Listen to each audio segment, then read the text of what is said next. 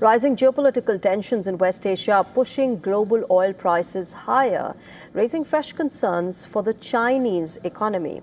The military confrontation in the Gulf has heightened risks to a region critical for global energy supplies and maritime trade.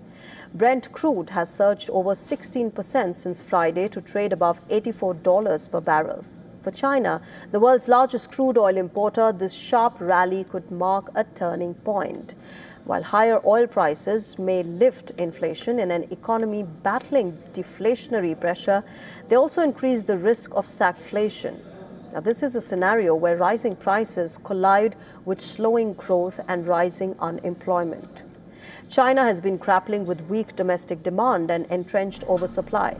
The country's consumer price index remained flat last year, largely due to falling food and energy prices. Higher global oil prices could reverse that trend. Economists warn that prolonged elevated crude prices would push up production costs, potentially forcing factories to cut output and jobs, even as consumer prices rise. This echoes past oil crises that triggered stagflation in oil-importing countries. However, analysts say that China is relatively less vulnerable to oil shocks as compared to its regional peers.